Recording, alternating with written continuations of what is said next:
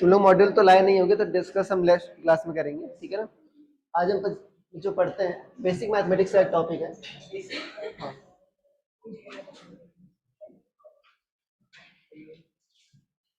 आवाज आ रही है, ठीक है ना सभी को।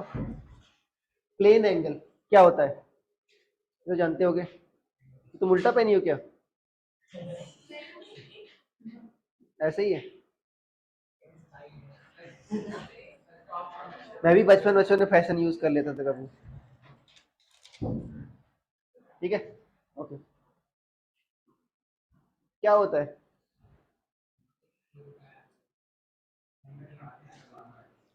बहुत अच्छी डेफिनेशन। नोबल लॉरेट बैठे हैं इधर। क्या होता है प्लेन एंगल, जो प्लेन का एंगल नहीं होता, जो प्लेन में बना होता है। हाँ, one D angle, one D angle कोई नहीं होता। बताओ वन डी एंगल कौन सा एंगल है। वन डी तो सिर्फ ये है, लाइन खींच सकती है वन डी। अरे अभी बताया, प्लेन, प्लेन क्या होता है देवी जी, प्लेन क्या होता है, टू डी होता है। हाँ, ठीक है ना।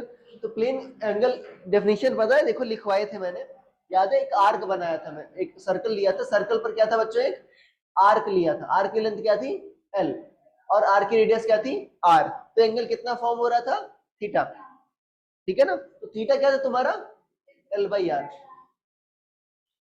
तो एक सर्कल का मैंने पार्ट लिया था, सर्कल का पार्ट ही क्या होता है तुम्हारा, आर्क होता है। ये क्या था तुम्हारी आर्क लेंथ, और आर्क जानते हो क्या होता है,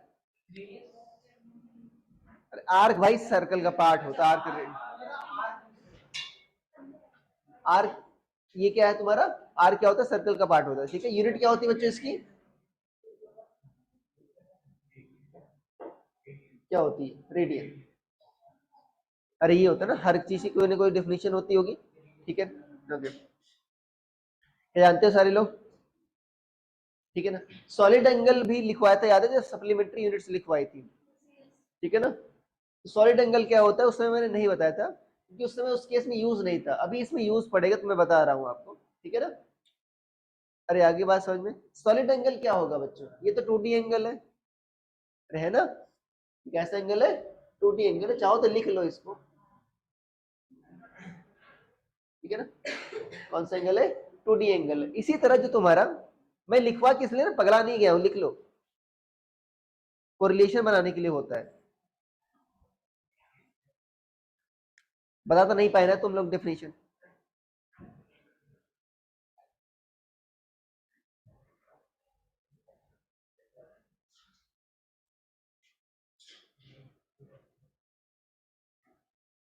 ठीक है। इसी का एक बड़ा भाई है सॉलिड एंगल। ये कौन सा है बच्चों तुम्हारा, ये थ्री डी एंगल है, ठीक है ना। तो देखो, आर क्या था तुम्हारा, सर्कल का पार्ट तक नहीं था, ठीक है ना। और देखो डायमेंशन लेस आना है बच्चों, अरे एल बाई आर है ना, तो डायमेंशन लेस आ रहा है नहीं आ रहा। अब इस सर्कल का थ्री डी वर्जन क्या होता है बच्चों, स्फीयर। तो वो क्या होगा, स्फीयर का पार्ट होगा, क्या होगा, स्फीयर का पार्ट होगा। ओके, सॉलिड एंगल क्या होगा तुम्हारा, स्फीयर का पार्ट होगा। तो एक स्फीयर का पार्ट जो है, किसी पॉइंट पर जो एंगल बना रहा है, उसे क्या कहते हो, सॉलिड एंगल। क्या कहते हैं उसी को, सॉलिड एंगल। इसके लिए बच्चे एक वीडियो देखते हैं, ठीक है ना, एक अंकल जी एक्सप्लेन कर रहे हैं, ठीक है। याद है क्या नाम है उसका, पार्कर। हाँ, अरे था नहीं, एक अंकल जी एक्सप्लेन कर रहे थे।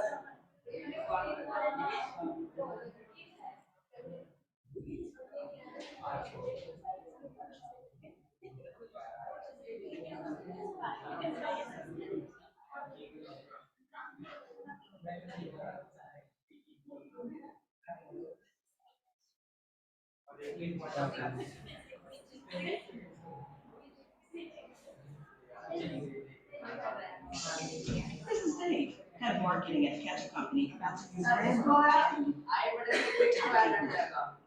Two weeks.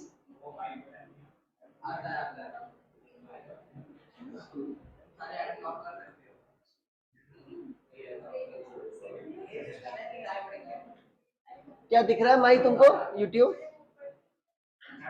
Yes sir. ठीक है ना? देखो सबसे अच्छी वीडियो यही है यूट्यूब पर जो सॉलिड एंगल को सही एक्सप्लेन कर रही है वास्तव में। और कभी वीडियो तुमको मिल जाएंगी जिसके व्यूज ज्यादा है, बट ज्यादातर गलत ही है, ज्यादातर गलत है। ये सही एक्सप्लेन कर रहा है, ठीक है ना? इसका मतलब क्या है, जो अच्छा होता है वो पॉपुलर नहीं होता। मुझे ही देख लो। ओके देखो, एक सॉलिड का बच्चों पार्ट लिख नहीं लिया, इसको लगभग आप स्फीयर मान रहे हो। एक इन्होंने क्या लिया, एक स्फीयर का पार्ट लिया। मैं करा देता बट बलून नहीं मेरे पास था, ठीक है ना? ठीक है, इन्होंने क्या किया, एक एरिया शेड कर लिया, ठीक है ना? उसी क्या लिए, अरे यार फिर से ऐड आ गया मेरा, चलो चलो सॉरी। देखो अरे भाई ऊपर क्यों नहीं जा रहा है? देखो अब इसी को बच्चों अगर तुम समझ पा रहे हो, इसी के पेरिफेरी को कहां मिला दो, सेंटर से मिला दो, तो एक कोन टाइप का बनेगा। भेलपुरी जानते हो नहीं जानते? कहाँ गई भेलपुरी वाली? ये तो कोन बन जाएगा नहीं बन जाएगा? उस एंगल को क्या कहोगे तुम? सॉलिड एंगल, क्योंकि वो 3D बनेगा नहीं बनेगा। इमेजिन करो, बनाओ भेलपुरी तुम।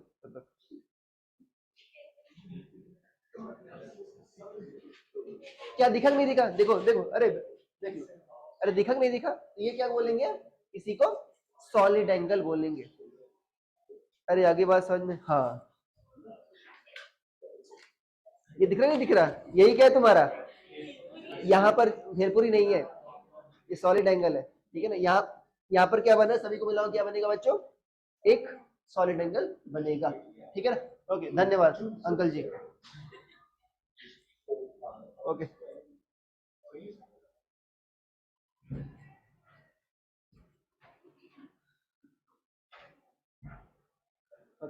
मैं इसलिए दिखाना चाहता था कि मैं यहाँ पर दिखा नहीं सकता, ये ले लो, ठीक है ना? रखे रहे।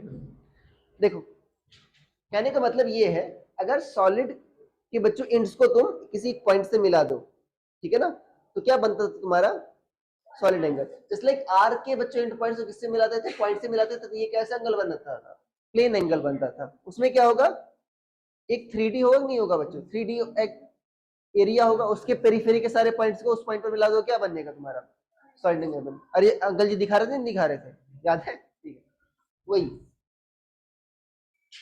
तो देखो अब मैं 2D बना रहा हूँ बट, ठीक है ना, अब यहाँ तो 2D बना सकता हूँ, ये बंद कर दो, ठीक है। अच्छा डेफिनेशन लिख लो, डेफिनेशन लिख लो,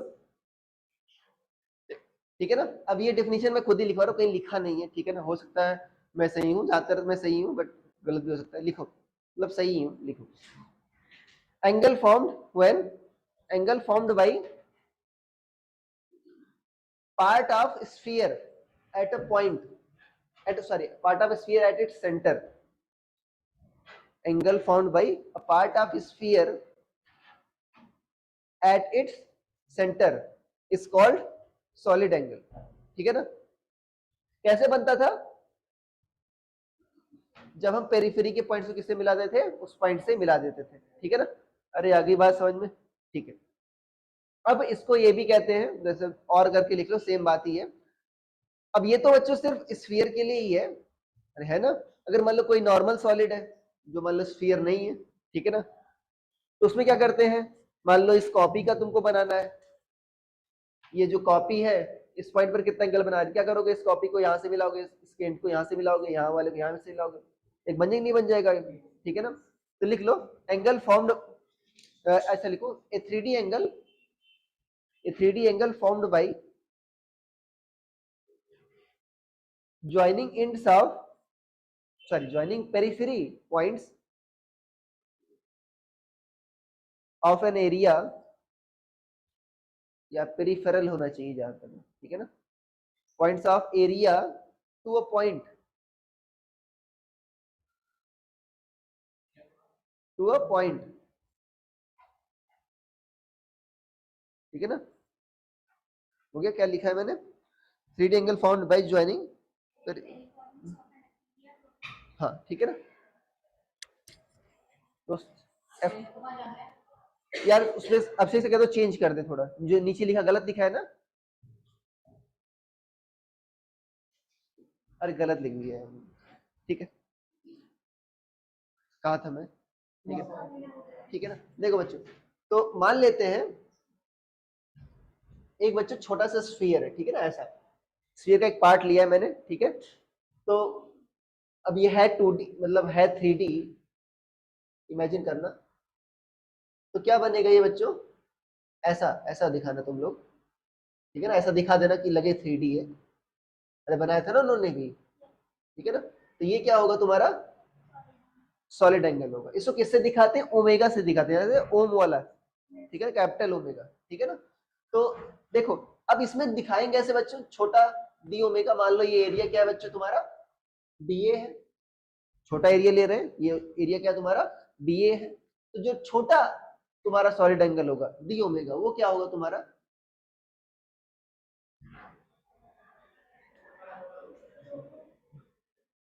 ठीक है, क्या होगा तुम्हारा, डीए। अब देखो, जैसे वहां पर बच्चों क्या था, एल बाई आर था ना, क्यों, डायमेंशनलेस करने के लिए आर से डिवाइड किया था, ऐसा समझो। तो यहाँ पर इसकी यूनिट क्या होगी, आर स्क्वायर की यूनिट होगी, नहीं होगी, तो किससे डिवाइड करेंगे, आर स्क्वायर से डिवाइड करेंगे, ठीक है ना। तो क्या होगा, D omega equal to D A by are square. अरे ठीक है ना। अब इसकी यूनिट क्या होगी बच्चों, स्टे रेडियन या सॉलिड रेडियन कह सकते हो, ठीक है ना। क्या नहीं, स्टे रेडियन बोलते हैं उसको, ठीक है। क्या बोलते हैं, ई होता है उसमें,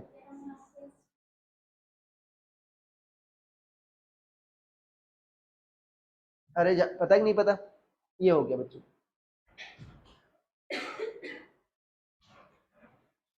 अरे क्लियर हो गया, ठीक है ना। कुछ क्वेश्चन इससे आसानी से हो सकते हैं, ठीक है, इसका यूज करके।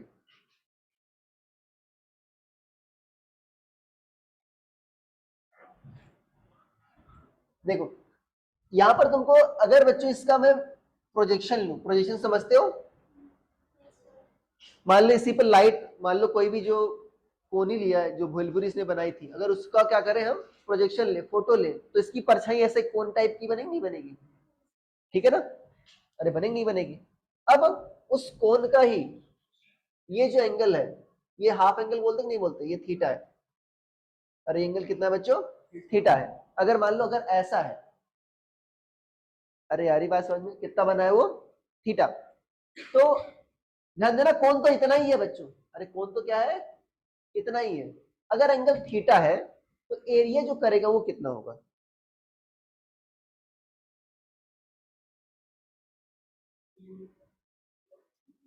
ठीक है।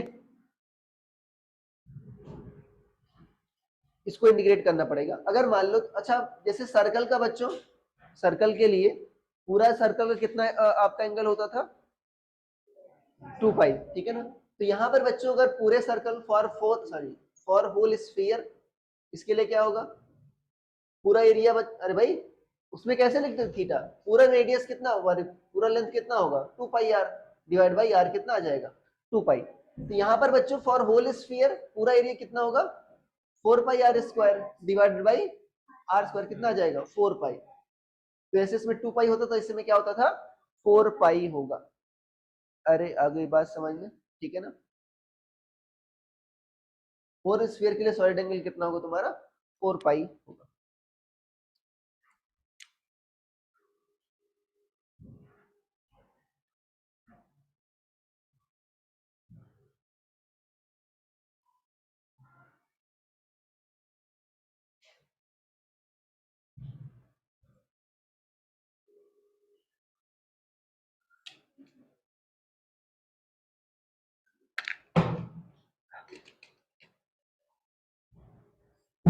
लिख लिया, चेंज कर दे। देखो मुझे क्या पता करना है बच्चों, ये एरिया कैलकुलेट करना है कि अगर मान लो ये एंगल कितना बना। अब ये क्यों करा रहा हूं, वास्तव में प्रॉब्लम्स जो इन्वॉल्व होंगी ना, उसमें ये एंगल पता होगा बच्चों तुमको। ये सॉलिड केस में क्या होता है तुम्हारा, डी ओमेगा क्या होगा तुम्हारा, D A by are square. अरे ये होगा कि नहीं होगा, ठीक है ना। अब तुमको एरिया तुमको बार बार कैलकुलेट ना करना पड़े, इसके लिए मैं एक ट्रिक बता रहा हूँ, ठीक है ना। तुमको क्या बना रहा हूँ, ट्रिक बता रहा हूँ कि बार बार एरिया कैलकुलेट करोगे तो नप जाओगे, ठीक है, काफी टाइम लगेगा। अगर मान लो ऐसा है, ये कितना बना रहा है बच्चों, ये कितना बना रहा है, कौन, थीटा एंगल बना रहा है, और ये रेडियस क्या है इसकी, आर है। तो ये एरिया का फॉर्मूला क्या होगा वो याद कर लेना आप, अभी मैं डराइव कर दे रहा हूँ। जो एरिया है ना, ये वाला एरिया दिख रहा है बच्चों, ये जो एरिया है ये कितना होगा, ठीक है ना, वो हम निकालने जा रहे हैं। अब देखो वास्तव में कैसे करेंगे बच्चों, एक छोटा सा क्या लेंगे, एक स्ट्रिप लेंगे, याद है, इमेजिन करो ये क्या है, 3 डायमेंशनल है, तो वास्तव में एक रिंग बन रही होगी, राइट, क्या बन रही होगी, रिंग। तो भाई रेडियस तो आ रही है हर जगह, तो ये भी क्या होगी बच्चों, आ रही होगी। ये एंगल क्या मान लो आप, फाइव मान लो, क्या मान लो, फाइव। तो ये इतना छोटा आर्क कितना होगा बच्चों, आर डी फाइव। अरे कितना होगा तुम्हारा, ठीक है ना, सिंफनी बोल रही हो तुम, ठीक है ना, कितना होगा, आर डी फाइव। तो बच्चों इसका एरिया क्या होगा बताओ, इस छोटे से स्ट्रिप का एरिया क्या होगा, अरे किया था ना भाई, क्या क्या बना है बताओ ये, अरे बना क्या है, रिंग। रिंग का एरिया क्या होगा, रिंग नहीं बना, पहली बात रिंग के शेप की स्ट्रिप बनी है। अरे क्या होगा बताओ डायमेंशन इसकी, अरे क्या होता था एरिया, एरिया क्या होता है फॉर्मूला, लेंथ इनटू ब्रेड्थ होता कि नहीं होता, क्या होगा बताओ इस स्ट्रिप का एरिया,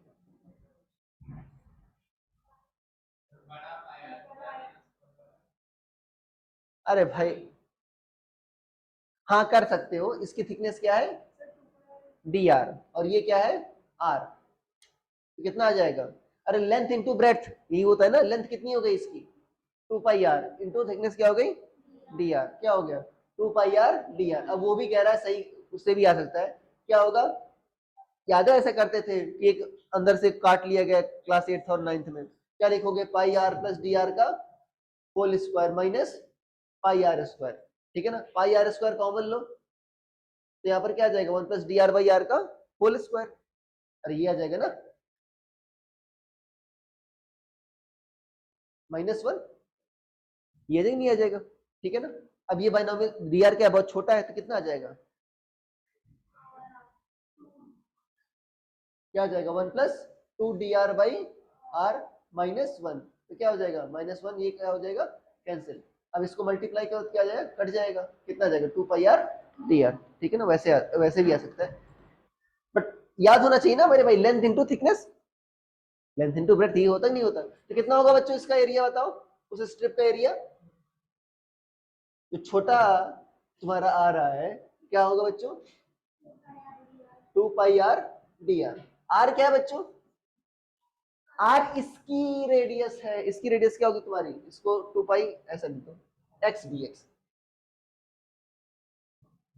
ठीक है ना, एक्स क्या है बच्चों तुम्हारा, आर साइन फाइव, दिख रहा है, क्या है तुम्हारा, अरे भाई ये कितना होगा तुम्हारा, आर साइन फाइव, कितना होगा तुम्हारा ये, 2 पाई आर साइन फाइव, और क्या होगा बच्चों ये, dx क्या होगा, थिकनेस क्या है इसकी, आर डी फाइव, अरे छोटा एरिया आ गया।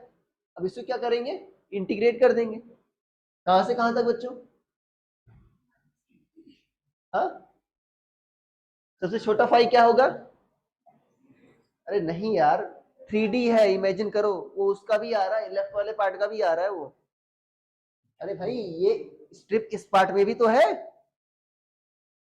हाँ तो क्या होगा, 0 टू थीटा, अरे ये होगा ना 0 टू थीटा, अरे भाई इस स्ट्रिप पर लोगे सीधे लाइन पर क्या आ जाएगा, 0, यहाँ पर लोगे क्या आ जाएगा, थीटा, तो क्या होगा तुम्हारा 2 पाई बच्चों, कांस्टेंट है, और आर भी कांस्टेंट है, 2 पाई आर स्क्वायर बाहर ही नहीं आ गया, अरे आ गया बाहर, क्या आ गया, साइन फाइव डी फाइव, कहां से कहां तक, 0 टू थीटा, ये रखो क्या आएगा बच्चों, माइनस कॉस थीटा। जब लिमिट क्या करोगे आप,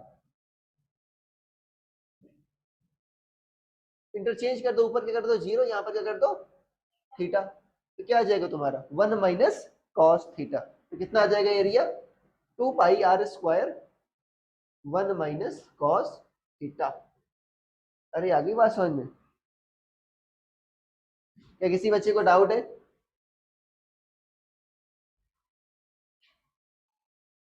to pi are square 1 minus cos theta.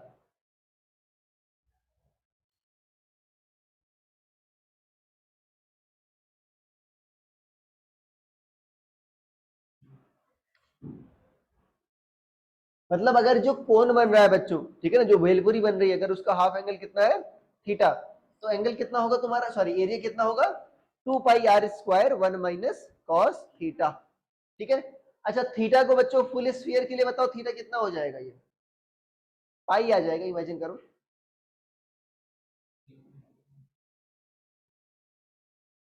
Full sphere के लिए थीटा की वैल्यू क्या हो जाएगी? नहीं दिख रहा है? पाई मतलब क्या हो जाएगा, नीचे वाला पार्ट भी आ जाएगा, नहीं आ जाएगा? तो कितना हो जाएगा तुम्हारा, यहाँ पर कॉस पाई रखो 180 डिग्री, तो कितना आ जाएगा -1। कितना आ जाएगा 4 पाई आर स्क्वायर। ठीक है। अरे ऐसा याद कर सकते हो, पूरे कितना होता है 4 पाई आर स्क्वायर, तो यहाँ पर 1 माइनस कॉस थीटा, यहाँ पर थीटा की वैल्यू क्या रख दो, पाई रख दो, तो कितना आ जाएगा तुम्हारा, अरे 180 डिग्री कितना आ जाएगा तुम्हारा, 4 पाई आर स्क्वायर। ठीक है ना? क्या लिख लिया?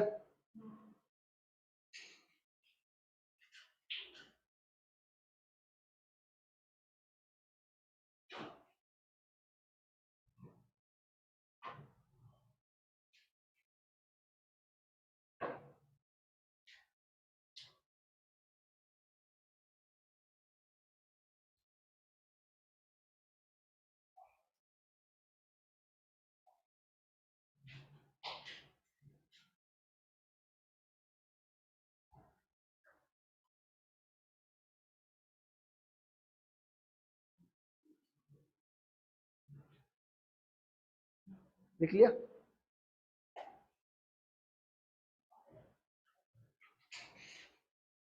चेंज कर दे? ठीक है। देखो बच्चों, अगर मान लो मैंने बताया ना, ये तो स्फीयर होगा, अगर मान लो नॉन स्फेरिकल सरफेस आ गया, ठीक है ना, तो उस केस में क्या करेंगे, फॉर एग्जाम्पल अगर मान लो बच्चों एरिया ऐसे है, ठीक है ना, और पॉइंट तुम्हारा क्या गया ऐसे यहाँ पर, तो क्या करोगे, कैसे बनाओगे तुम, लिख लो for non spherical surfaces, solid angle for non spherical surfaces.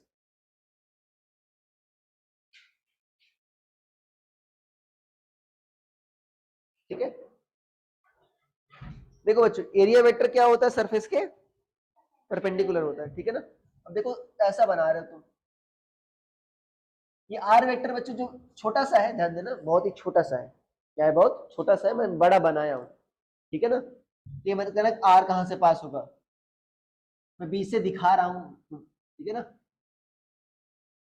है बहुत छोटा, तो लगभग क्या होगा, पॉइंट साइज ही होगा। और डीए क्या होगा बच्चों, ऐसे होगा। देखो जो स्फीयर होता था बच्चों, स्फीयर का नॉर्मल बच्चों देखो यही से सेंटर से ही पास हो, नहीं होगा, तो इसका जो आर है, ठीक है ना, जो रेडियस रेडियल वेक्टर है और जो एरिया वेक्टर है, दोनों क्या है, सेम डायरेक्शन में, अरे है कि नहीं, बट यहां पर ऐसा नहीं है, यहां पर मान लो इनकी बीच एंगल कितना है तुम्हारा, थीटा है, तो मुझे कौन सा एरिया चाहिए, स्फीयर का एरिया चाहिए कि प्लेन का एरिया चाहिए, जो डीए था वो स्फीयर का एरिया था कि नहीं था, और वो स्फीयर का एरिया किसके लॉन्ग था बताओ, आर के लॉन्ग था। अरे भाई जो तुम लिखे हो D omega equal to D A by are square, वो किसका पार्ट था, ये स्फीयर का पार्ट था, अरे था ना। और स्फीयर केस में क्या होता है, आर और डी ए क्या होते हैं, आर वेक्टर और डी ए वेक्टर क्या होते हैं, सेम डायरेक्शन में होते हैं, बट यहाँ पर आर तो इधर है, डी ए इधर है, मुझे कौन सा एरिया चाहिए, स्फीयर वाला, तो डी ए क्या कंपोनेंट लेना होगा, इसके लॉन्ग कंपोनेंट लेना होगा, आर के लॉन्ग, तो स्फीयर के एरिया आ जाएगा, तो यहाँ पर डी ओमेगा क्या होगा बच्चों, डी ए क्या कंपोनेंट होगा, cos theta by are square. ठीक है ना। आगे बात समझ में, सबसे सिंपल भाषा में सॉलिड एंगल का एक्सप्लेनेशन, ठीक है ना।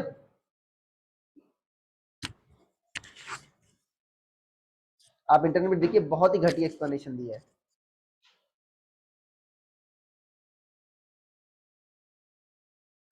लिख लिया?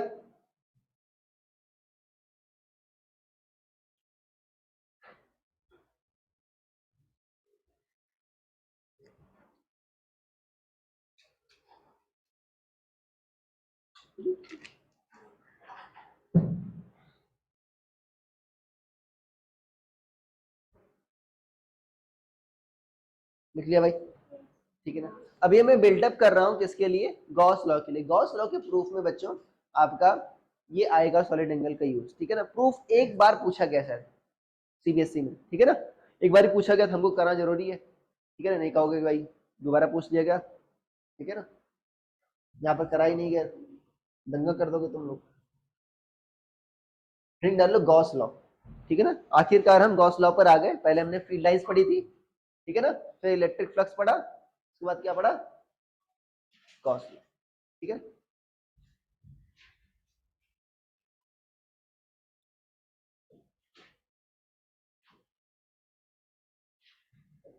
मैंने बताया ना, ये बच्चों वास्तव में क्या है, तुम्हारा जो तुम्हारा कूलम्स लॉ है, ठीक है ना, उसी का एक वर्जन है। अरे कूलम्स लॉ को फील्ड लाइंस के टर्म्स में देखने का एक वर्जन है, इससे कूलम्स लॉ आ जाएगा, मैं डिराइव करा दूंगा, इससे कूलम्स लॉ आ जाएगा, उसका फील्ड भी आ जाएगा, फोर्स भी आ जाएगा, जो भी है, ठीक है ना। गॉस लॉ क्या कहता है, ठीक है, लिखो, ठीक है ना, electric flux due to a close surface, electric flux sorry from electric flux through a close surface, electric flux through a closed surface. Close surface को अंडरलाइन कर लेना 2-3 बार, जिससे ठीक है ना, तब तक करना तक पेज ना फट जाए, ठीक है। क्लोज सरफेस मतलब ये सिर्फ किस पर लागू होता है बच्चों? क्लोज सरफेस पर लागू होता है, ओपन सरफेस पर लागू नहीं होता। तो जब भी लगाना आपको क्या करना होगा? सरफेस क्या करना होगा? क्लोज करना होगा, ठीक है ना, अंदर तरीके से ओपन सरफेस पर मत लगाना, ठीक है। Electric flux through a close surface, ठीक है ना, इज इक्वल टू 1/ε0, 1/ε0 ये होता है, 1/ε0 टाइम्स, हाँ 1/ε0 times net charge enclosed by close surface, 1/ε0 times net charge enclosed by closed surface, ठीक है। अरे आ गई बात समझ में? Net charge enclosed by closed surface, अरे भाई आ गई। बताओ फ्लक्स को किससे दिखा देते बच्चों? फाइनेट से दिखाते थे। क्लोज सरफेस के लिए याद है क्या था फॉर्मूला? ये था ना क्लोज, ऐसा ई डॉट डी एस, यही था ना, इक्वल टू क्या होगा अभी? गॉस लॉ क्या कह रहा है? Net charge enclosed by close surface divide by epsilon naught, 1/ε0 times net charge enclosed. अरे यही हो गया बच्चों, अरे आ गई बात समझ में, ठीक है। नोट में कुछ पॉइंट्स लिख लेते हैं, ठीक है ना।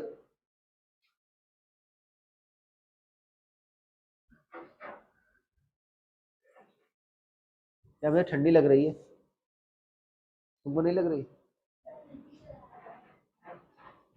कोई शॉल लगाए? कोई जो रुमाल, तौलिया नहीं रहे? देखो पहला लिखो, ये सिर्फ किसके लिए वैलिड है बच्चों? It is only valid for close surfaces, ठीक है ना, it is only valid for close surfaces. Close surface का मतलब क्या हुआ बताओ? अरे क्लोज सरफेस का मतलब क्या हुआ, ये मत बोलना पार्थ भाई क्लोज जो हो, ठीक है ना, हाँ हाँ जो वॉल्यूम इनक्लोज करे, ठीक है ना, बॉटल का एग्जांपल दिया था, ठीक है, जो वॉल्यूम क्लोज करे वही क्या है? क्लोज सरफेस है, मतलब जिसके अंदर और बाहर बच्चों डिफाइंड हो, ठीक है। दूसरा पॉइंट देखो, ये जेई एडवांस नहीं पूछा गया है, ये जो ई होता है बच्चों, ये तो सिर्फ अंदर वाले चार्ज पर डिपेंड करता है, बाहर वाले चार्ज पर डिपेंड नहीं करता। मैं बताऊंगा क्यों। ये जो है, मान लो कोई क्लोज सरफेस है, ठीक है ना, अब इसके अंदर है Q1 Q2 और ये क्या है Q3, तो अंदर वाले, अच्छा Qnet में क्या आएगा? सिर्फ Q1 प्लस Q2 ही आएगा, बट जो इलेक्ट्रिक फील्ड होगी इसके पॉइंट पर, इलेक्ट्रिक फील्ड कौन से पॉइंट पर है भाई? अरे भाई यही देखते हो ना, यहाँ पर ई डॉट डी एस, तो ये जो इलेक्ट्रिक फील्ड है ये सिर्फ Q1 Q2 कारण नहीं है, किसके कारण है? Q1 Q2 प्लस Q3 तीनों कारण है, ठीक है ना। तो ये पूछा गया है कि जो फील्ड है बच्चों क्या है, तीनों चार्जेस कारण, ठीक है ना। लिख लो field, electric field in the equation, electric field in above equation, एबो एबव बोलते हैं ना, क्या बोलते हैं एबव, मैं यूपी का हूं, ठीक है। Electric field in above equation is due two charges both inside and outside, is due to both charges inside and outside surface, ठीक है। डायरेक्टली पूछा गया, मैं तुम्हें क्वेश्चन दूंगा, ठीक है ना। आगे बात समझे।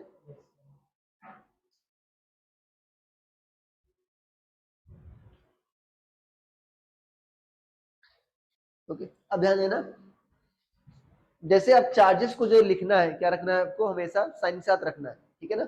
अब मैं कोई पॉइंट तो नहीं है बट लिख लो, या कोई बात नहीं, या लिख लो या रन दो बार। अब सोचता हूँ तुम गधे हो कि नहीं हो, फिर कभी लगता है इंटेलिजेंट हो, कभी लगता है गधे हो। मतलब कहने का मतलब ये है कि अगर मान लो 1 माइक्रोकूलम आ जाए और -2 माइक्रोकूलम आ जाए, तो ऐसा नहीं लिखना 3 लिख देना, क्या लिखना, -1, ठीक है ना, और याद रहेगा, ठीक है ना। अरे क्वेश्चंस करोगे तो क्लियर हो जाएगा, क्या लिखवा दो, ठीक। और एक पॉइंट है, ध्यान देना, हर जगह थोड़ा सा नोट में गलत लिखा होता है, ये 1/ε0 ही होता है। कई कई बुक्स में क्या लिख देते हैं, अगर मान लो मीडियम डिफरेंट है तो क्या लिख देते हैं, इसको Q0/ε लिख देते हैं। अब मैं लिखवा रहा हूं, मैं भी यही लिखवाऊंगा। ε0 क्या है, एयर या वैक्यूम की परमिटिविटी है। अगर मान लो अदर देन एयर या वैक्यूम है तो ε0 की क्या लिख देंगे, एप्सिलॉन, और एप्सिलॉन क्या लिखते हो, के एप्सिलॉन, याद है, रिलेटिव परमिटिविटी इनटू एप्सिलॉन। ये क्या है तुम्हारा डायरेक्ट्रिक कांस्टेंट इसी कहते हो, ठीक है। तो 1/k टाइम्स घट जाएगा। बट ये फॉर्मूले में क्यों नहीं लिखा, गॉस ने क्यों नहीं बोला ऐसा, घटा क्यों है वास्तव में। अगर भाई समझ पा रहे हो, अगर कोई अदर मीडियम है तो जब चार्ज रखोगे तो क्या होगा, वो पोलराइज भी हो जाएगा, क्या हो जाएगा, वो पोलराइज हो जाएगा। और पोलराइजेशन कारण क्या होते हैं, इंड्यूस चार्ज आ जाते हैं। अगर पॉजिटिव है तो क्या चार्ज इंड्यूस होगा, निगेटिव चार्ज इंड्यूस होगा। तो चार्ज क्या करता है, घटा देता है। ये क्या हो जाएगा तुम्हारा, कम हो जाएगा। कितना टाइम्स हो जाएगा, 1/k टाइम्स हो जाएगा। भाई पॉजिटिव है तो निगेटिव इंड्यूस हुआ, तो टोटल चार्ज क्या हो गया, इनक्लोज चार्ज कम हो गया। इसी की वजह से ये चेंज आता है। अरे ठीक है भाई, मैं उसमें जब कैपेसिटर पढ़ाऊंगा तो उसमें मैं लिखवाऊंगा इंड्यूस चार्ज होता है, वो कितना होता है तुम्हारा, Q1 - 1/k, ये होता है इंड्यूस चार्ज। पहले कितना है तुम्हारा, सॉरी ये निगेटिव में होगा मतलब, ठीक है ना। और पहले कितना है बच्चों, क्यों, दोनों को जोड़ो कितना आ जाएगा तुम्हारा, Q/k आ जाएगा, ठीक है ना। तो चार्ज ही घट जाता है। पर तुमको क्या याद रखना है भाई, अरे भाई हमसे तो नॉलेज तो कोई पूछ नहीं रहा है, हमको तो सिर्फ ऑप्शन पर टिक करना है। अगर मीडियम अदर देन एयर या वैक्यूम है तो क्या हो जाएगा, एप्सिलॉन की जगह लिख देंगे हम, एप्सिलॉन की जगह लिख देंगे के एप्सिलॉन नॉट, ठीक है ना, लिख लो। In case of medium other than air या vacuum, in case of medium other than air or vacuum, ठीक है ना, epsilon naught is replaced by k epsilon naught, epsilon naught is replaced by k epsilon naught। वहां पर क्या क्या k क्या है बच्चों, where k is dielectric constant of medium, where k is dielectric constant of medium। समझ में आ गया।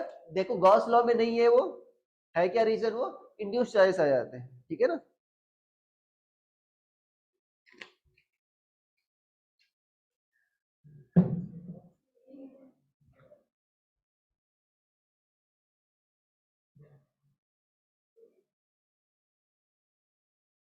अरे आ गई बात समझ में,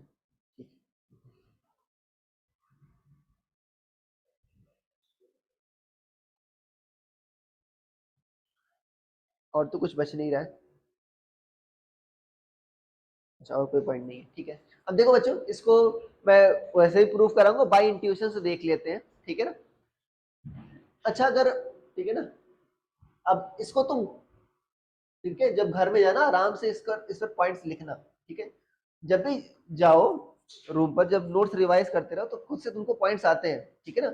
मैंने बताया ना, कई मेरे जो ख्यालात होते हैं क्या होते हैं, खुद के होते हैं। तुम्हारे अंदर भी ख्यालात आएंगे, ठीक है, अगर ज्यादा देर मतलब ध्यान से पढ़ोगे तो उसको लिखो आप।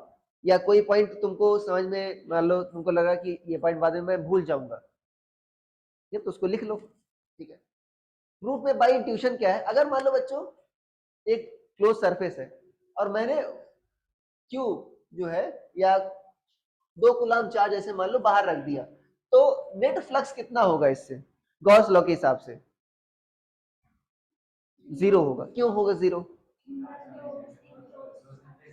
हाँ, क्लोज चार्ज 0 है। अगर मान लो तुमको गॉस लॉ नहीं पता है, मैं फिर भी कह सकता हूं हाँ सर इससे 0 आएगा।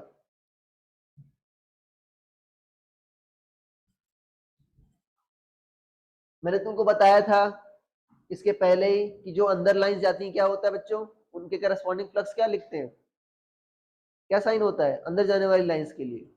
अरे भाई फ्लक्स पॉजिटिव नेगेटिव 0 तीनों हो सकता है। हाँ, पॉजिटिव मतलब जब सरफेस से बाहर निकलती है, और नेगेटिव मतलब क्या हुआ, जब सरफेस के अंदर जाती है। तो यहाँ पर देखो 2 कूलम के कारण बच्चों फील्ड लाइंस क्या होगी, अवे फ्रॉम चार्ज। यहाँ पर मान लो अंदर घुस गई तो फ्लक्स क्या हुआ, निगेटिव। बट इस साइड वही फील्ड लाइन क्या होगी बच्चों, बाहर भी निकलेगी। तो एक फील्ड लाइन मान लो अंदर गई तो लिख दिया तुमने -1, और यहाँ पर एक फील्ड लाइन बाहर निकली क्या हो गया, +1। नेट कितना आ गया, 0 आ गया। -2 भी होता तो क्या आता आपका, अरे यहाँ पर बाहर निकलती, यहाँ पर अंदर जाती, कितना आता, 0। तो बाहर वाला क्या कभी फ्लक्स में कंट्रीब्यूट कर सकता है क्या, नहीं कर सकता। अरे आगे बात समझ में। अच्छा, अगर उसी चार्ज को अंदर रख दे तो अभी देखो, अभी फील्ड लाइंस बच्चों बाहर निकलेंगी, देखो इसके कारण भी क्या निकल रही है बाहर। अरे फील्ड लाइंस ऐसे होगी ना रेडियल, क्या अभी सारी बाहर ही निकल रही, नहीं निकल रही? ऐसा नहीं कोई अंदर जा रही है, अभी सारी क्या निकल रही है, जो अंदर चार्ज होगा उसके कारण या तो बाहर निकलेंगे या तो अंदर आएंगी, वही कंट्रीब्यूट करेगा बच्चों। जो अंदर रखा होगा उसके कारण या तो बाहर निकलेंगी या तो अंदर जाएंगी, वही तो कंट्रीब्यूट करेगा। अगर जो बाहर होगा उसके कारण जितनी अंदर जाएंगी उतनी बाहर निकलेंगी, वो तो कंट्रीब्यूट करेगा ही नहीं। तो गॉस ने कुछ कमाल का काम किया क्या, नहीं, पहले पैदा हो गया था, फायदा उठाया पूरा फायदा। अरे भाई ये तो मैं भी कह सकता था ना, ठीक है ना, कि भाई जो इनक्लोज चार्ज है उसी बाई एप्सिलॉन नॉट, जितना ज्यादा चार्ज उतनी ज्यादा क्या हो गई बच्चों, इलेक्ट्रिक फील्ड, और जितनी इलेक्ट्रिक फील्ड उतनी क्या हुई, फील्ड लाइन। 1/एप्सिलॉन नॉट से मल्टीप्लाई मैं भी कर देता, क्यों, सेम रखने के लिए। अरे भाई दोनों साइड डायमेंशन सेम रखने के लिए मैं भी कर देता है। अरे मैं सही कह रहा हूँ भाई, विश्वास नहीं करते तुम लोग। घर की मुर्गी दाल बराबर, सुना है। अरे आगे बात समझ, बाय इंट्यूशन से बाहर वाला कंट्रीब्यूट नहीं कर सकता, अंदर वाला ही करेगा। और अगर मान लो, अच्छा सोचो 2 कूलम है बच्चों और -2 कूलम, इसके कारण कितना आएगा, 0। क्यों, हाँ, नेट चार्ज 0 है। मान लो तुमको गॉस लॉ नहीं पता है, तब क्यों करोगे। हाँ, पॉजिटिव से भाई क्या होगा, जितनी फील्ड लाइंस बाहर जाएंगी उतनी, निगेटिव कारण उतनी क्या होंगी, अंदर जाएंगी। क्यों, बताया था, number of field lines is directly proportional to charge. लिखा है नहीं लिखा है, अगर मान लो इससे कारण 10 बाहर निकलनी, इससे कारण क्या आएंगे, 10 अंदर आएंगे। मान लो ये -1 होता, अभी आता चार्ज माइनस क्यों हुआ बच्चों, अभी क्या हुआ, 2 - 1 1 कूलम के कारण ही इफेक्टिव आ रही है। क्यों, 2 कूलम कारण बाहर गई, बट आधी क्या हुई, अंदर आ गई, तो घट गया। अरे आ गई बात समझ में, ठीक है ना, बाय इंड्यूशन समझ में आ गया, ठीक है। अब इसको घर पर लिखना, ठीक है, इसके बारे में मैं लिखवा नहीं रहा, मैं क्या लिखवाऊं इसमें, अभी अंग्रेजी बोलनी पड़ेगी फालतू, ठीक है।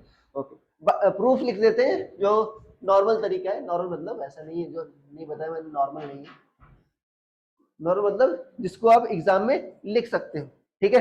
अब मैं कहानी नहीं लिखवा रहा, ठीक है, अंगड़ाई आ रही है, कर लो पूरा भाई, आजादी है,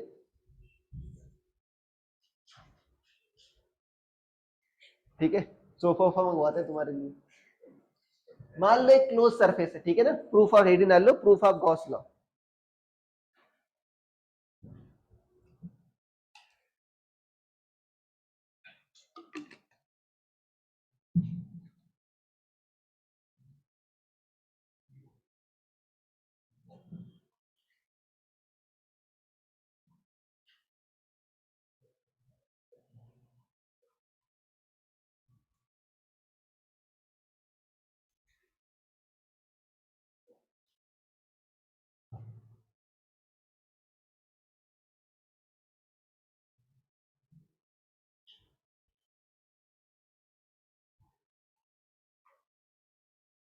ठीक है, लिख लिया।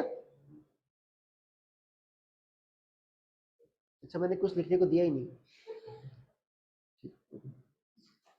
देखो मान लो बच्चों एक, ठीक है, अब कहानी लिख सकते हो कि लेट्स टेक अ, ऐसा लिख लो, let's take a Gaussian, Gaussian ठीक है। कभी कभी मेरे गांव का अंदर का आदमी जाग जाता है, ठीक है। लेट्स टेक अ गॉसियन,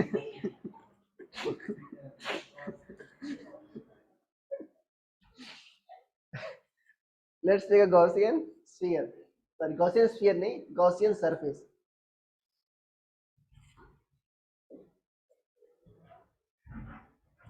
ठीक है, ओके, उसका क्या लेते हैं बच्चों अभी, ठीक है ना, लिखो charge enclosed by it is Q, या enclosed charge by it is Q.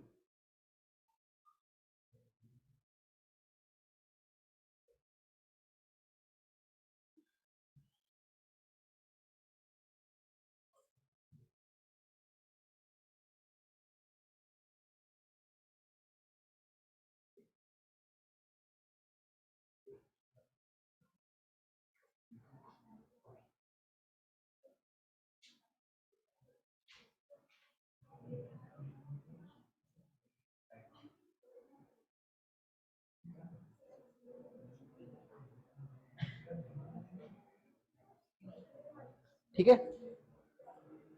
लिख लिया, इनक्लोज चार्ज कितना है बच्चों, क्यू है। ठीक है, अब देखो मुझे क्या करना है, नेट फ्लक्स फाइंड करना है बच्चों, ठीक है ना, क्या पता करना है, नेट फ्लक्स फाइंड। अब तुमको ये नहीं पता है कि सर फ्लक्स का ये फॉर्मूला नहीं पता, Q net by epsilon not, तुमको क्या पता है सर फ्लक्स क्या होता है तुम्हारा क्लोज सरफेस के लिए, ये होता है ई डॉट डीएस होता है। इसी को क्या करना है तुमको, ऐड करना है। फ्लक्स स्केलर एक नहीं है, अरे नंबर ऑफ फील्ड लाइन है या डॉट प्रोडक्ट से आता है तो क्या होगा, स्केलर ही होगा, ठीक है ना। तो सारे छोटे का छोटे क्या करेंगे, ऐड करने क्या आ जाएगा, बड़का आ जाएगा। छोटा को कैलकुलेट करते हैं, मान लेते हैं छोटा सा एरिया क्या है, डीए। अरे क्या है छोटा सा एरिया, डीए बच्चों, ठीक है, यहां पर लेते हैं इसको।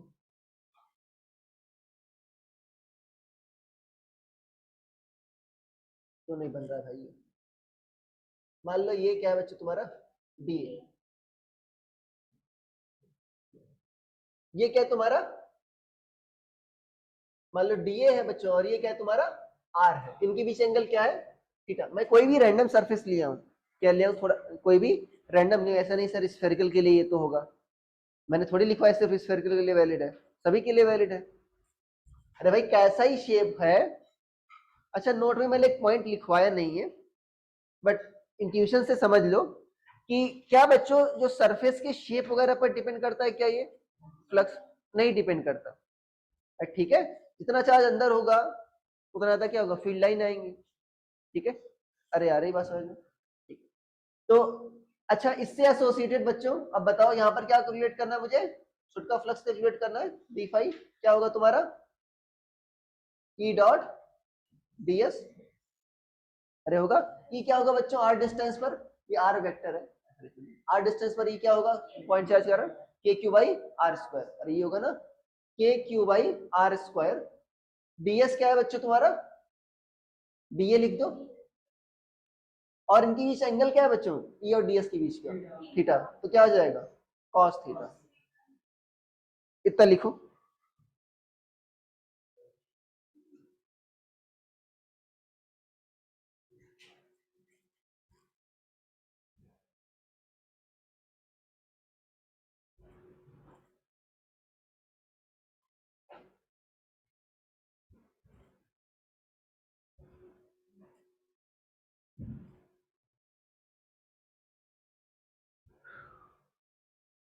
अरे लिख लिया इतना,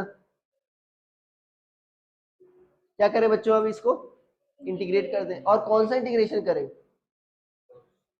अरे इसमें गोला भी लगाना होगा, ठीक है। तो क्या लिखो, जो फाई को क्या कहना है, गोले से इंटीग्रेट करना होगा, ठीक है ना। तो क्या हो जाएगा बच्चों, डी क्या था तुम्हारा, K Q by are square D A cos theta, अरे हो जाएगा नहीं हो जाएगा, हो जाएगा। अच्छा अब बताओ के क्यू तो कांस्टेंट नहीं है बच्चों, तो बाहर आ जाएगा, तो कितना होगा तुम्हारा ये D A cos theta by are square. अच्छा ये अंदर वाला क्या देगा बच्चों बताओ। हाँ और सॉलिड एंगल क्या है, पूरा इंटीग्रेशन। अरे पूरा सॉलिड एंगल कितना होता है बच्चों, 4 पाई। Very good. तो के क्या लिख दो, 1/4 पाई एप्सिलॉन नॉट। और ये क्या है बच्चों तुम्हारा 4 पाई। अरे हो नहीं, 4 पाई कट गया, क्या आ गया तुम्हारा क्यू बाई एप्सिलॉन। ठीक है।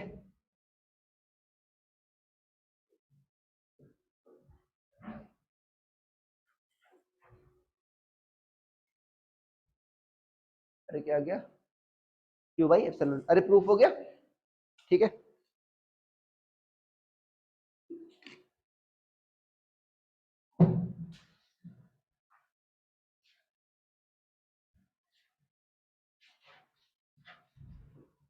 एक क्वेश्चन लिख लो, ये करा दे रहा हूं। मान लो बच्चों एक, ठीक है ना, फाइंड फाइनेट।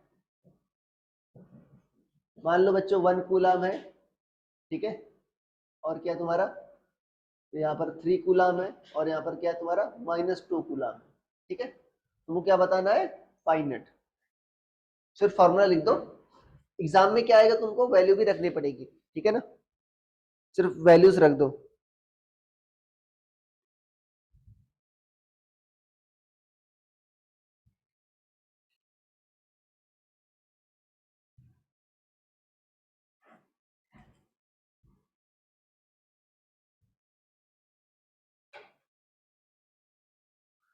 ये 3-4 छोटे छोटे क्वेश्चन कराने हैं, उसके बाद ठीक है छोड़ दूंगा मैं। लिख लिया, ओके। कितना होगा बताओ, देखो 1+3 - 2 एप्सिलॉन नॉट। एप्सिलॉन नॉट की वैल्यू क्या रखोगे तुम, 8.85 इंटू 10⁻12। कैसे रखोगे, या ऐसे रख दो, 1/4 एप्सिलॉन नॉट की वैल्यू जानते नहीं जानते, क्या होता है 9 इंटू 10⁻। तो 1/एप्सिलॉन नॉट क्या होगा 4 पाई।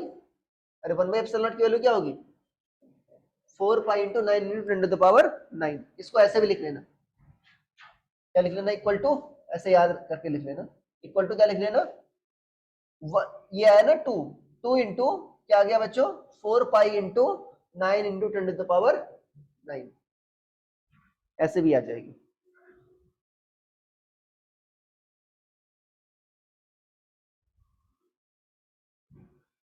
अरे आ गया समझ में, यूनिट लिख लेना, ठीक है, तुम लोग लिखा करो, ठीक है, तुम लोग अच्छे बच्चे हो, लिखो लिखो भाई यूनिट क्या होगा। हाँ मेरी आदत खराब हो गई, मैं सिर्फ यूनिट लिख देता हूँ, सॉरी यूनिट नहीं लिखता, वैल्यू लिख देता हूँ। क्या लिखोगे, न्यूटन पर कूलम इंटू मीटर स्क्वायर। अरे ये होता है ना E.ds। ठीक है, यूनिट जरूर लिखा करो हर जगह।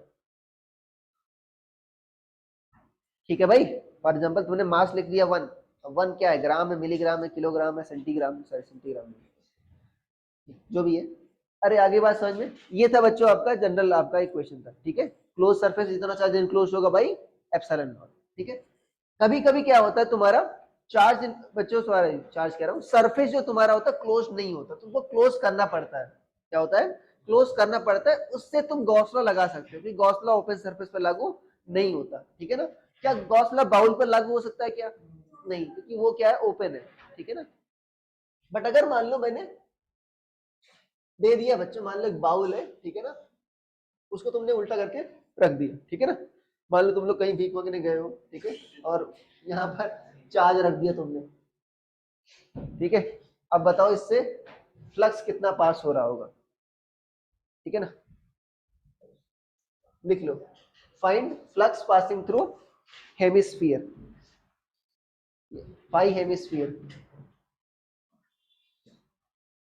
तुम ये भी सोच सकते हो सर इतने इंटेलिजेंट होते तो हम भीख क्यों मांगते, अगर हमको फ्लक्स कैलकुलेट करना आता।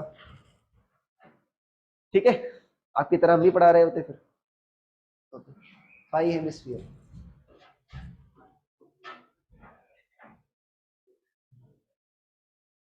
ठीक है, सॉल्व करने का तरीका क्या है बच्चों सुन लो। क्या करेंगे, क्लोज तो है नहीं, क्या करेंगे इसको क्लोज करेंगे। ठीक है ना, ऐसे दिख, मैं सही से ड्राइंग बनाना, ठीक है ना, मेरी तो घटिया बनती है, ऐसे बनाने में, ठीक है। तो अभी क्या हो गया बच्चों, तुम्हारा क्लोजिंग नहीं हो गया, ये क्यू क्या है तुम्हारा, सेंटर पर रखा है। तो सेंटर क्या है बच्चों, दोनों स्फीयर के रिस्पेक्ट में क्या है, सिमेट्रिक है। तो अगर मान लो इससे कितना फ्लक्स हो रहा है बच्चों, कितनी फील्ड लाइंस जा रही है 5, तो इससे भी कितनी जाएंगी बच्चों 5, क्लोजिंग नहीं हो गया। तो फ्रॉम गॉस लॉ ऐसे, जब अगर मान लो एनसीईआरटी में, सॉरी एनसीईआरटी कह रहा हूं, सीबीएसई में अगर आ जाए तो क्या लिखोगे ऐसे, अरे भाई इसका मेथड यही है, ऐसे लिखोगे, ऐसा नहीं कि direct Q by two epsilon not, ऐसे मत लिखना। फिर ऐसे इनक्लोज करोगे, उसके बाद क्या लिखोगे कि सिंस इट इज सिमेट्रिक, तो अगर ऊपर से 5 है तो नीचे वाले से भी क्या होगा 5 ही होगा। तो टोटल कितना होगा बच्चों 5 प्लस 5 इक्वल टू क्या होगा क्यू बाई एप्सिलॉन नॉट। तो 5 कितना आ जाएगा Q by two epsilon not, कितना आ जाएगा बच्चों Q by two epsilon not.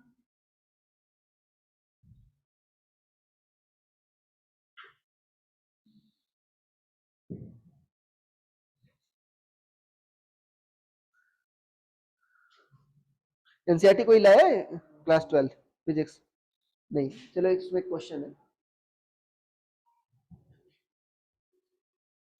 Epsilon not लिखा है Q by two epsilon not, किसी को डाउट है इसमें, नहीं, बहुत नींद आती है तुमको दुखी, पता नहीं इसको मैं पॉजिटिव लोग निगेटिव, मैं डॉक्टर भी हो सकता हूँ ना, नींद की दवाई खाली ना पड़े, सुबह सर का लेक्चर सुन लो,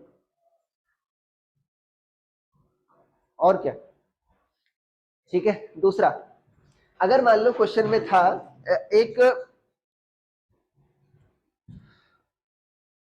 ठीक है ना,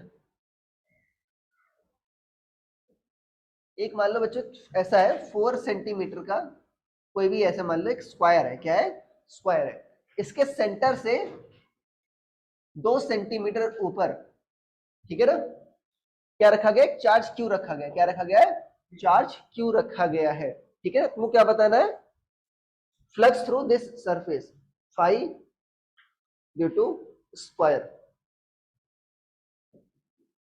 ठीक है। अरे आई बात समझ में, क्या पूछा गया तुमसे,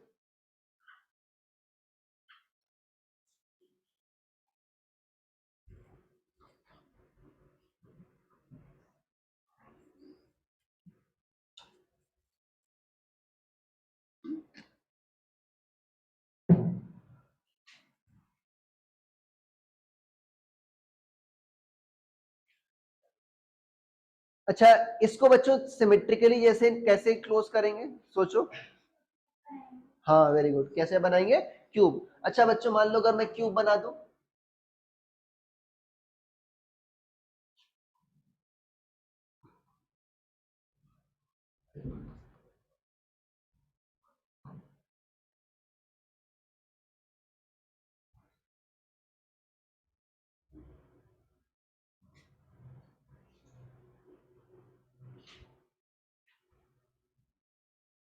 तुम लोग सही से बनाना, इसीलिए मैं बायो नहीं पढ़ाता, क्या लग रहा है क्यूब, ठीक है, क्यों ऐसे ही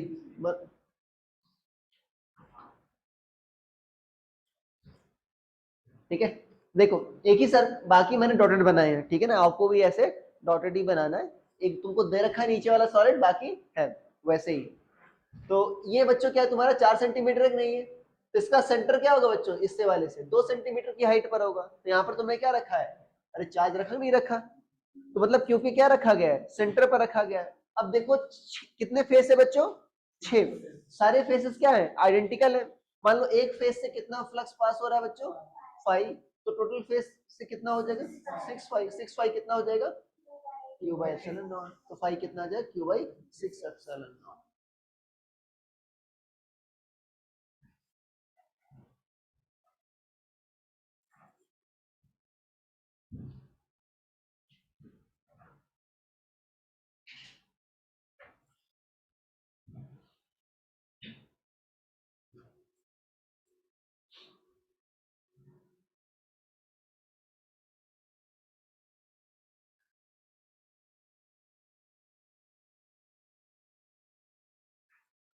ठीक है, हो गया बच्चों? ठीक है, अब तुमको एक होमवर्क में दे रहा हूँ, ठीक है ना, इसी टाइप में।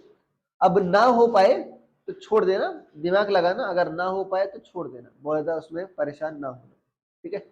अरे अगली बात समझ में, ऐसा नहीं था जैसे मैंने देखा था पहली बार मैंने सब कुछ कर दिया था, ठीक है, मुझसे भी नहीं हुआ था। आसान है, अगर ना दिमाग में आ जाए तो कर लेना, नहीं तो है, ऐसा नहीं कि ऑनलाइन देखना कहाँ पर, समझ में आएगा नहीं, ठीक है। एक बच्चों मान लो ऐसा है, ठीक है ना, क्यूब है,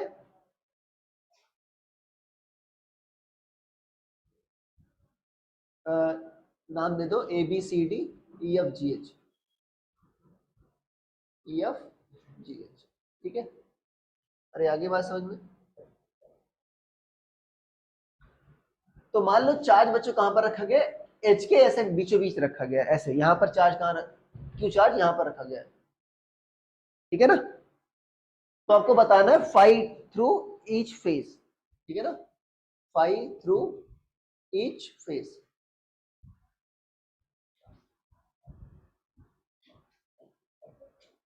फ्लक्स थ्रू ईच फेज, हर एक फेज से कितना फ्लक्स गुजर रहा है ये आपको बताना है। क्या बात क्लियर हो गई?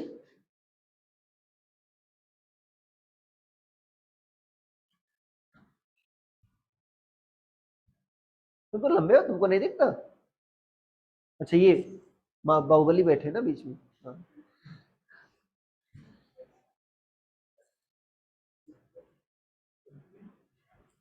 ठीक है, लिख लिया।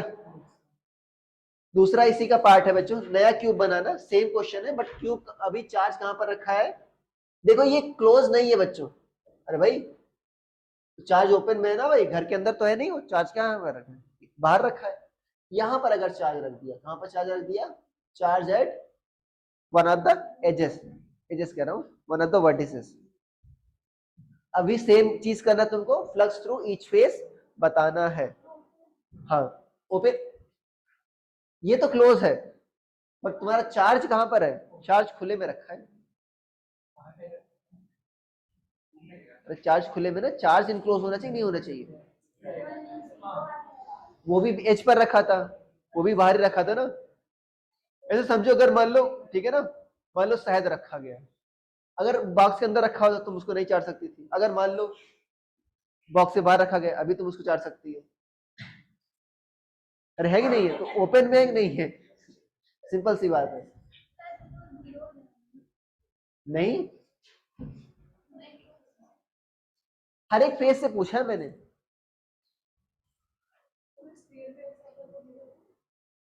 हाँ स्फीयर पे, अब ये भी नहीं कह सकते कि सर बाहर ही है, पॉइंट जो है वो क्या होता है, डायमेंशनलेस होता है, ये भी नहीं कह सकते कि बाहर ही है या अंदर ही है। अरे ठीक है, ना समझ में छोड़ देना, मैं कराऊंगा, ठीक है। हाँ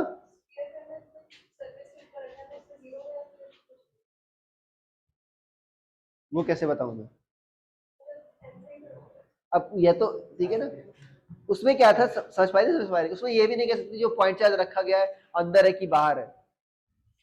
हाँ क्योंकि पॉइंट की डायमेंशन नहीं हो सकती ना, कोई भी नहीं बता सकता, मैं क्या, कोई नहीं बता सकता, कोई बता सकता है, बताना, तुम्हारे आस पड़ोस में कोई है?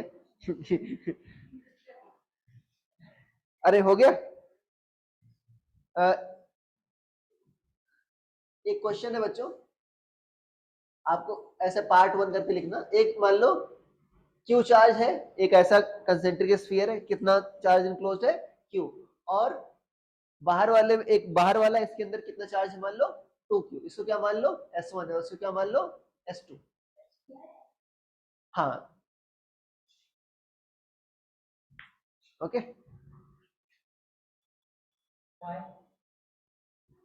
हाँ तुमको बताना है, पहले केस में क्या बताना है बच्चों, phi S1 and comma phi S2, ये तो बहुत ही आसान है, बता दो।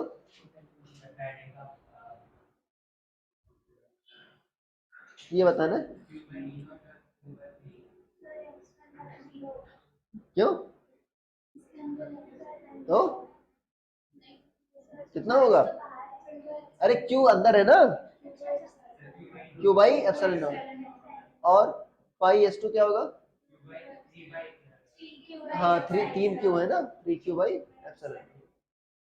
यहाँ पर अभी एयर है, ऐसा लिख लेना एयर, लिख लेना क्या एयर, नहीं कुछ दिया तो एयर ही मानोगे, ठीक है ना।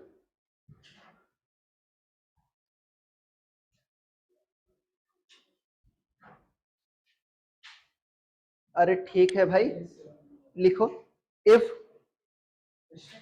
हाँ इसी दूसरा पार्ट, इसी का दूसरा part, find how flux through S1 change, find how flux through S1 change if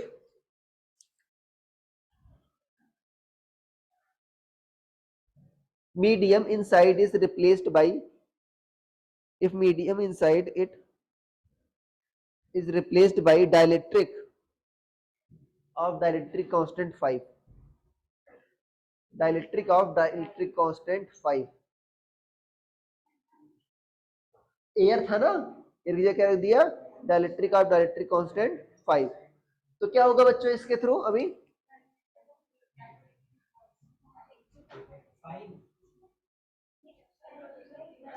अरे भाई एप्सिलॉन बताया था ना कि एप्सिलॉन नॉट हो जाएगा, नहीं हो जाएगा, तो यहाँ पर कितना आ जाएगा, के की वैल्यू क्या है तुम्हारा 5, अभी 5S1 कितना आ जाएगा, Q बाई 5 एप्सिलॉन नॉट, अरे आगे बात समझ में, कितना आ जाएगा Q बाई 5 एप्सिलॉन नॉट, ठीक है ना,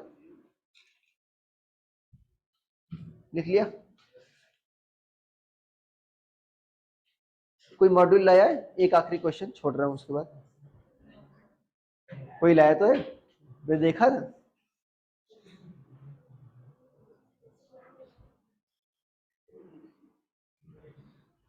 क्वेश्चन 44 है बच्चों, जेई एडवांस सेक्शन का,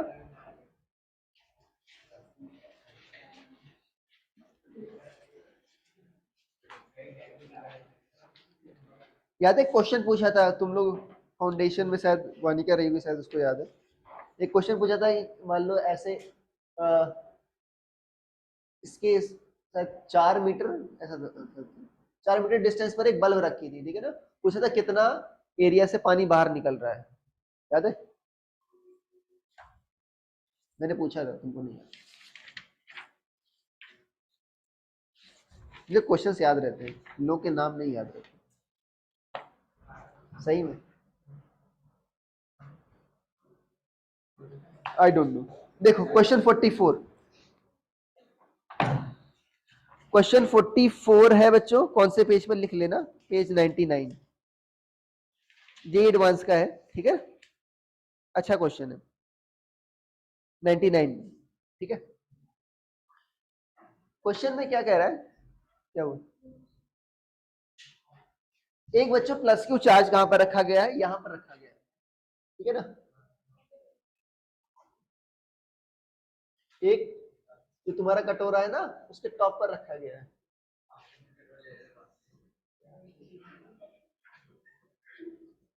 ये रेडियस क्या है इसकी, R है, ठीक है ना, ओके समझ गए, ठीक है ना, इसके 4 ऑप्शन है, लिखो पहला option, flux through curved surface of hemisphere is, पहला, अब मल्टी करेक्ट है, ठीक है ना, flux through curved surface of hemisphere, curved surface of hemisphere is minus Q by 2 epsilon not, is minus Q by 2 epsilon nought 1 minus 1 by √2,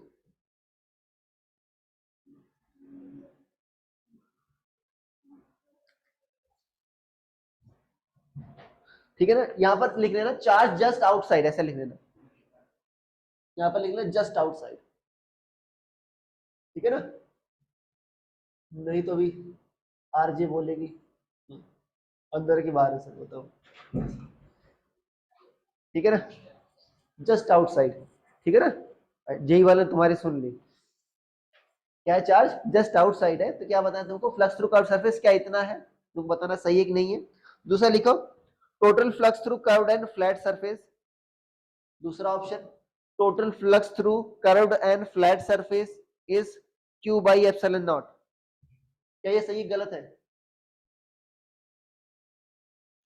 total flux through curved and flat surface is Q by epsilon naught. क्या ये सही गलत है? गलत है, क्यों? अरे गधे, जीरो होगा, बाहर है ना। ठीक है ना? तीसरा, कंपोनेंट ऑफ लिखो, component of electric field, component of electric field normal to flat surface, component of electric field normal to flat surface is constant over surface, component of electric field normal to flat surface is constant over surface, constant over surface। ठीक है ना, लिख लिया, is constant over surface। last option, circumference of flat surface is equipotential, circumference of flat surface is equipotential। ठीक है। चौथा, क्या चौथा सही है गलत है? चौथा वैसे सही कर सकते हो बिना गॉस लॉ की मदद। क्या होगा इक्विपोटेंशियल? इक्विपोटेंशियल का मतलब क्या हुआ? हर जगह पोटेंशियल क्या है, सेम है। क्या पेरिफेरी पर पोटेंशियल कैलकुलेट कर सकते हो? अरे भाई एक ही चार्ज है ना। अरे भाई कितना डिस्टेंस होगा इससे? मुझे लगा कोई इंस्पेक्शन के लिए आ गया। ये आर है और ये कितना होगा तुम्हारा? √2r। तो हर एक पॉइंट पर पोटेंशियल क्या होगा तुम्हारा बच्चों? KQ/√2r। तो ये क्या होगा तुम्हारा? कांस्टेंट होगा नहीं होगा? तो सरफेस ऑफ ये तुम्हारा क्या है, पेरिफेरी ऑफ जो फ्लैट सरफेस क्या है तुम्हारा? इक्विपोटेंशियल है। तो ये सही कर लेना, पोटेंशियल भी लिख लेना अगर मान लो तुमसे कोई पूछ ले तो। ठीक है। जेईई मेंस वगैरह भी आते हैं, जो जेईई एडवांस से क्वेश्चंस होते हैं ना, कई बार पूछे गए हैं, पुराने क्वेश्चंस पूछ लिए डायरेक्ट, या उससे कुछ पार्ट पूछ लिए ऐसा। KQ/√2r। तुम्हारे पास कौन कौन से बच गए? सी और ए और सी में कौन सा सही होगा? बाकी हम बी और डी देख लिए, बी गलत था, गलत कर लेना उसको। सी बच्चों देखते हैं, नॉर्मल पूछा गया क्या नॉर्मल कंपोनेंट सेम कांस्टेंट है कि नहीं है? मतलब ऐसा समझ लो, यहां पर एक कोई पॉइंट लिया बच्चों, कितने डिस्टेंस पर? मान लो r डिस्टेंस पर लिया, तो फॉर्मूला क्या होगा इसका? अरे भाई क्या होगा? KQ/r²। बट ध्यान देना r क्या बच्चों? ये वाली r, ऐसा इसको x लिख लेना। क्या हो? KQ/r²। बट r क्या है तुम्हारा? r² plus x²। ये एक नहीं है तुम्हारा, यही है। अब ये क्या है बच्चों? किसके अलोंग है तुम्हारा? इसके अलोंग, ऐसे है कि नहीं है? तो नॉर्मल कंपोनेंट मान लो एंगल कितना तुम्हारा? थीटा। तो ये भी कितना होगा तुम्हारा? थीटा। तो क्या होगा इसका नॉर्मल कंपोनेंट? cos theta. अब cos थीटा क्या लिख दो? KQ/r² plus x²। cos theta क्या होगा बच्चों? Base by hypotenuse. बेस कितना तुम्हारा? r अपॉन क्या होगा तुम्हारा? r² plus x²। ये होगा ना स्क्वायर रूट में। क्या ये कांस्टेंट आ रहा है क्या? नहीं, x पर डिपेंड कर रहा है। ठीक है, इसका मतलब क्या है तुम्हारा? ये गलत है। अरे हो गया ना। तो देखते हैं हम ए सही है कि गलत है। ठीक है। क्या बच्चों फ्लक्स का साइन इन्होंने निगेटिव दे रखा, नहीं दे रखा? अरे ब्रैकेट के अंदर वाला आपका एक से बड़ा है, इसका मतलब निगेटिव है। ऐसा क्यों है निगेटिव? क्या हो सकता है कि है तो क्यों है?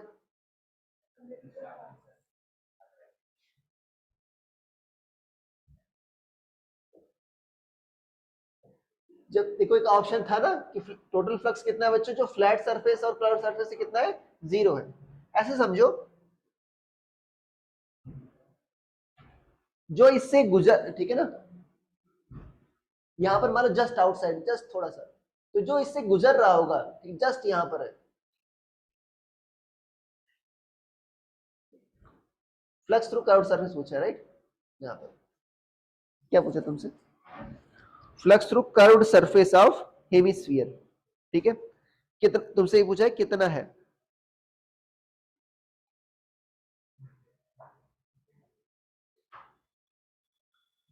अच्छा,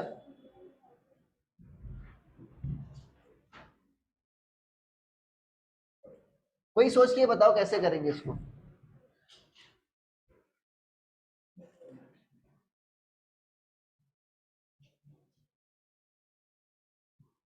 टोटल फ्लक्स कितना है बताओ बच्चों? 0 है, ये तो क्लियर है सभी को, जस्ट आउटसाइड है। अरे भाई डब्बा बन गया ये, अभी क्लोज हो गया, मैं ढक्कन लगा दिया मैंने तुम्हारे कटोरे में, अभी क्या हो गया, क्लोज हो गया। अब बताओ नेट फ्लक्स क्या है तुम्हारा? 0 है। तो फाई थ्रू ढक्कन, या क्या बोलेंगे उसको, फ्लैट सरफेस, ठीक है ना, फैंसी वर्ड में क्या बोलेंगे, flat surface, plus flux through curved surface कितना होना चाहिए?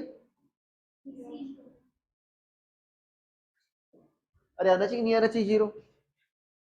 अब है क्या, तुमको कर्व्ड सरफेस का निकालना है, वो क्या होगा,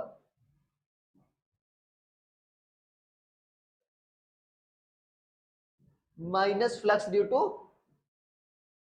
सॉरी, हाँ सॉरी, फ्लैट कर्व्ड का निकालना है ना, अरे कर्व्ड का निकालना है ना तुम्हारा, तो क्या होगा, minus flux due to flat. अब फ्लैट वाला निकाल लो। अब ये बताया, ये आराम से निकाल सकते हो।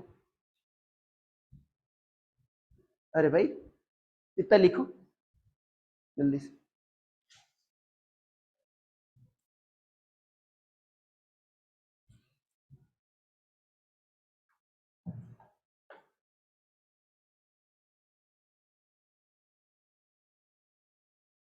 क्या हो रहा है, माता जी आ रही थी?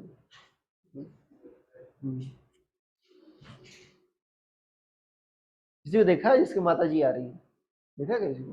किसी ने किसी को देखा? तुम्हारे आती है, तुम्हारी माता को माता जी आती है? नहीं, नानी को आती है तुम्हारी? सच में? इसलिए तुमको मंत्र वगैरह आता है ना?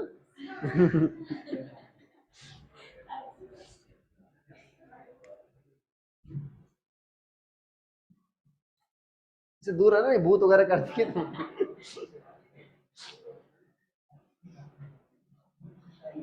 लिख लिया? अब देखो, इससे फ्लैट वाले से निकालना है बच्चों, सुन लो, ऐसा बना रहा हूं मैं, इसको तुम बना लेना। दिखा तुमको? इस फ्लैट सरफेस से जो भी फील्ड लाइन पास हो रही होंगी वो इस गोले से ही पास हो रही होंगी। इमेजिन करो, यही तो था ना। अरे जो गोले से पास हो रही है वही क्या पास हो रही होंगी बच्चों, इससे ही पास हो रही होंगी, फ्लैट सरफेस से। बस कहानी खत्म।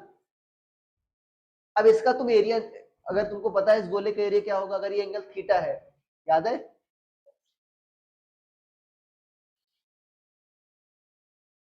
अगर ये एंगल क्या है बच्चों, कोण का कितना है तुम्हारा, थीटा, तो इसका एरिया आता नहीं आता था, कितना आता था, 2 पाई 1 माइनस कॉस थीटा। अरे भाई ये जो एरिया होगा डी ए कितना होगा बच्चों तुम्हारा, या डी ए कितना होगा तुम्हारा, 2 पाई r² 1 माइनस, यहाँ पर कैपिटल आर लिखा है तो क्या लिख देते हैं, कैपिटल आर, 2 पाई r² 1 माइनस कॉस थीटा। अब बताओ यहाँ पर थीटा की वैल्यू कितनी होगी बच्चों,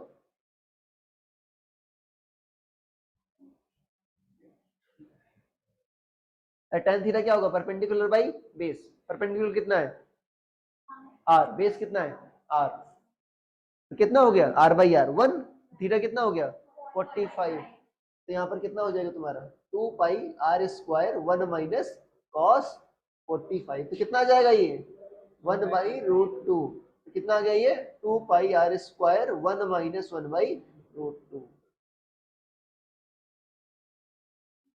अरे आ रहा नहीं आ रहा? अच्छा ये जो है ना, इसी के चारों ओर तुमने आर रेडियस का गोला बनाया नहीं बनाया, ठीक है ना, अब ये एरिया आ गया, अब यूनिटरी मेथड यूज कर लो, इतना लिख लिया, जल्दी से लिख लो, ये गोला ऐसे बना लेना।